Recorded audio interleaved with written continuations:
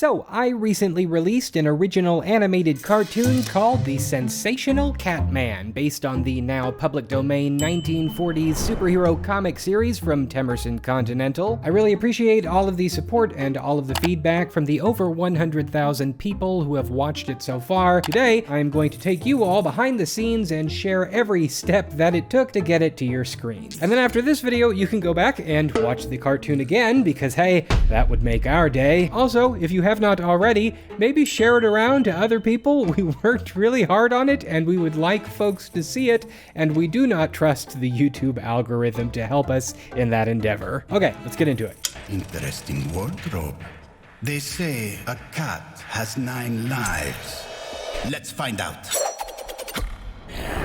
So the idea for this whole crazy thing started in January of 2022 as part of an overarching project called the Super Zeros, a cinematic universe where I take abandoned heroes from the early days of comics and try to remake them for the modern day. The original pitch followed 7 characters. I ran a Kickstarter campaign to turn the first hero, Atlas, into a 3D animated feature film, and while that was going on, I decided to start work on 2 other projects: The Spider Queen, which eventually became a novel, available now in fine online bookstores, and The Sensational Catman. Catman's secret identity, David Merriweather, is like an old-school private eye detective. At least he was for the earliest issues of the comic, and I had this idea that I wanted to create some kind of mystery cartoon, something that looked like it belonged in a classic comic book character's catalog. So around this time, I stumbled upon a YouTube channel called Wilkins Animations. It had a criminally low number of views and subscribers at the time, but the guy who ran it, Ian, made these hyper stylized and unique hand-drawn shorts, mainly just Star Wars fan films. This guy was crazy talented, and nobody was watching the stuff he made. It broke my heart. I started getting my hopes up that maybe, just maybe with his help, an actual legitimate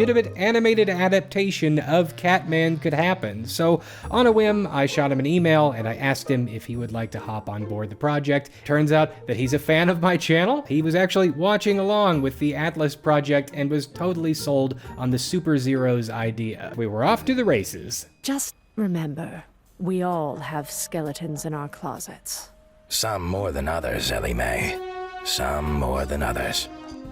So when writing the script, the first thing I did was actually go back and reread all of the old Catman comics from Temerson, every single one of them, so that I could get an idea of the original series tropes and story formulas. I really don't think that Temerson had much of a plan in those early days, just grab a generic mystery plot and plug it into the formula till you hit your page count. But I did still see a lot of potential. I created an entirely new cast of characters for David to interact with. I came up with this idea that he'd be hired by a wealthy femme fatale socialite to investigate the theft of one of her most prized possessions, and that this would all culminate in a final showdown at this fancy Art Deco style auction house. About 2 weeks later, I finally had the script ready. Came up with most of the character designs myself using this character creation engine from the company Reallusion. Most of these look absolutely terrible, but remember, they're all just 3D references for Ian to work with on his end. After the character designs were all done, I sent them over to him and he worked his magic. I sent him these terrible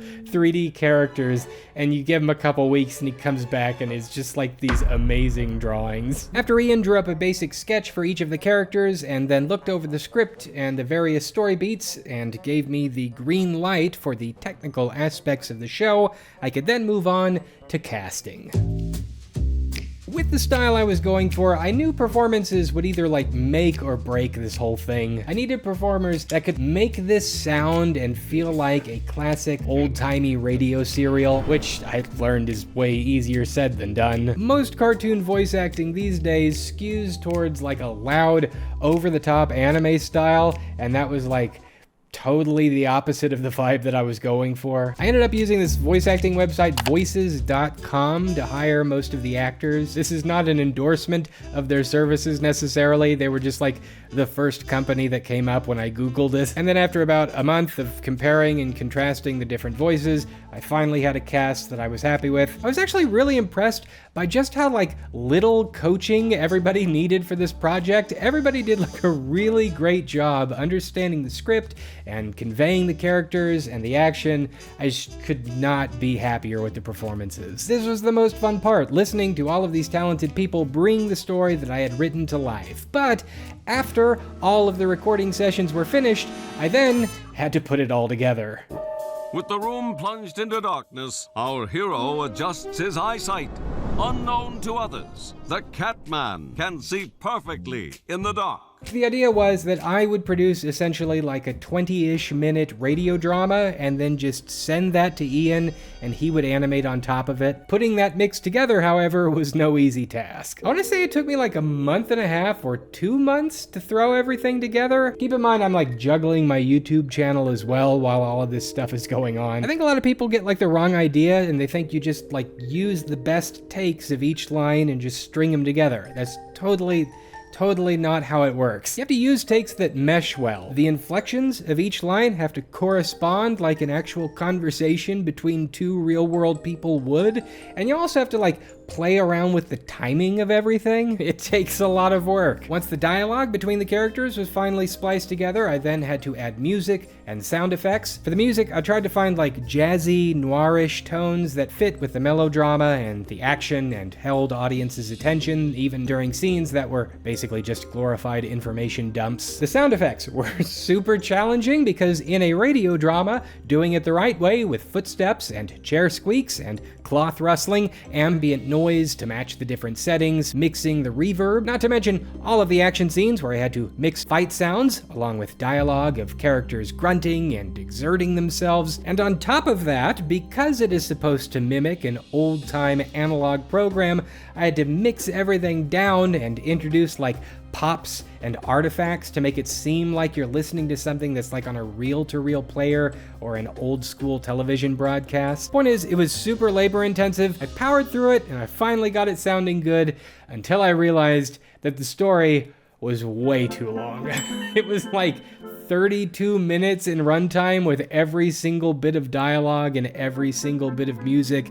So then I had to go back from the start and cut the whole episode down because Ian knew that animation could only top out at about 15 minutes of runtime and still fit into a manageable release schedule. I took out or shortened sequences that were redundant, eliminated dead air moments that did not propel the story, and eventually the Catman audio drama was ready to be animated.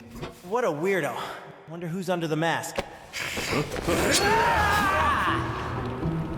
Hi, I'm Ian Wilkins, Spiky Tortoise YouTube channel. I've always really loved vintage cartoons, superheroes, and comic books. Actually, I was just on YouTube watching one of your videos about this bargain bin superhero series when you sent me an email, actually, to get the opportunity to work on one of them was something I wasn't anticipating. Take us through your process. What did you do? How did you put it together? Well, first things first, I went ahead and did a little bit of research. I looked at some old Catman comics and I looked at how they drew him there, and I looked at your 3D model, and I then looked at some old cartoons, and I wanted to basically take elements from all of these and mesh them together. Put the same process forward for all the characters. I then started working on backgrounds, and that's when some computer problems started.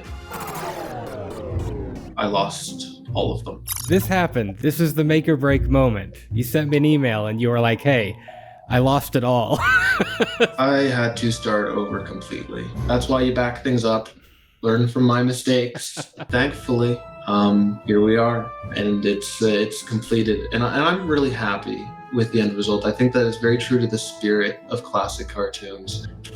Yeah, my camera is really having trouble today. Technical issues, man. Yeah, no, I'm cursed.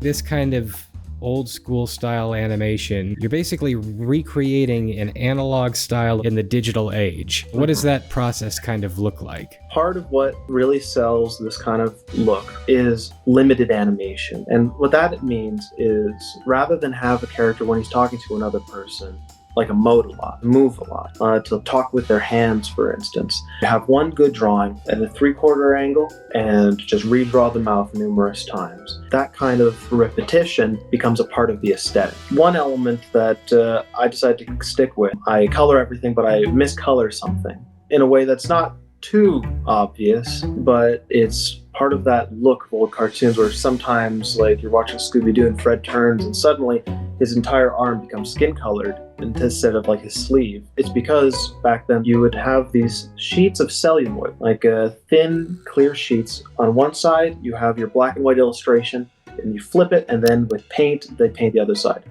And you have to remember, it's like a factory line. They're painting, and regularly they paint in the wrong color. Well, you're not going to say, oh, stop everything. Everybody stop. I need to replace this.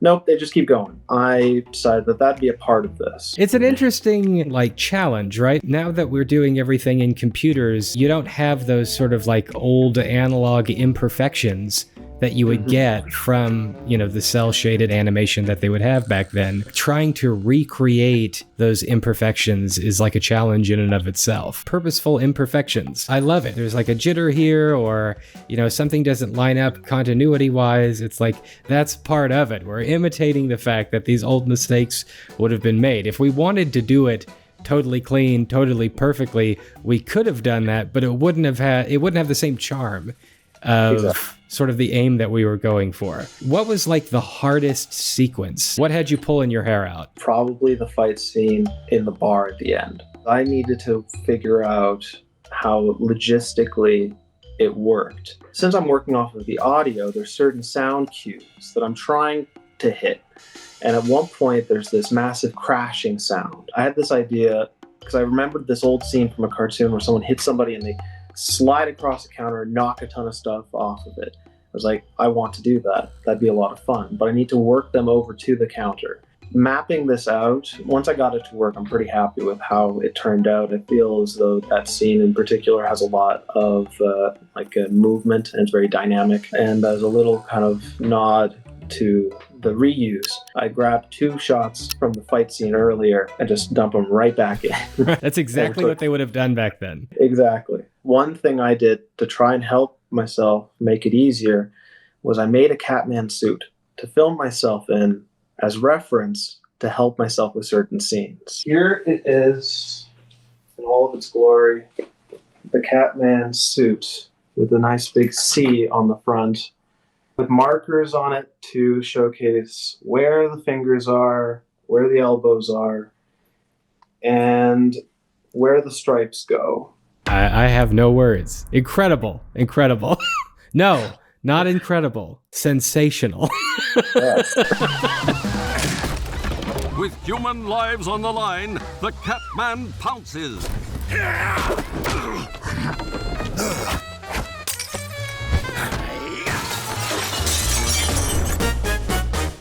So after Ian submitted to me the first cut of the movie, I watched it and was like totally blown away.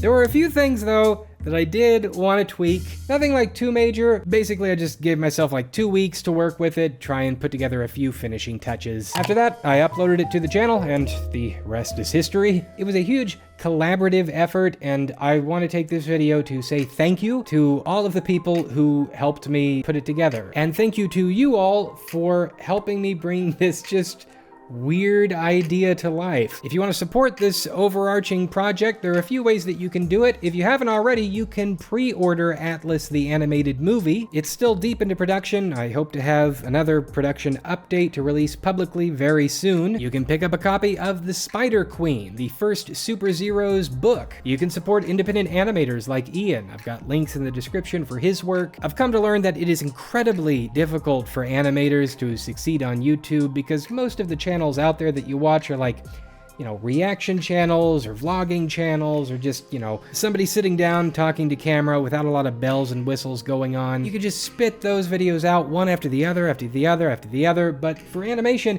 it takes a very long time, months upon months upon months, even years in some instances. And so when you see cool stuff out there, you should support it. You should share it with other people. And if you happen to enjoy the Catman cartoon, we would really appreciate it if you would do that for us. It's a labor of love, but it is a labor worth doing because it's fun to make stuff, you know? You don't do it because it's going to be this huge success online. You do it because you like creating. And everybody who worked on this is a creator who loves doing it.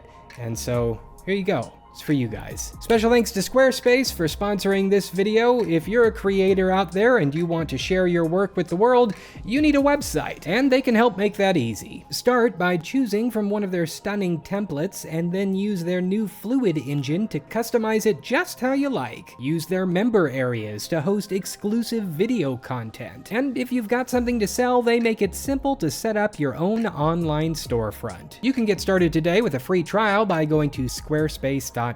Give it a shot. If you like the experience, and I think you will, then when you're ready to launch your site in full, you can head over to squarespace.com/AustinMcConnell and save 10% off your first purchase of a website or domain. More exciting stuff in the works. Hope you guys are doing well. Take care.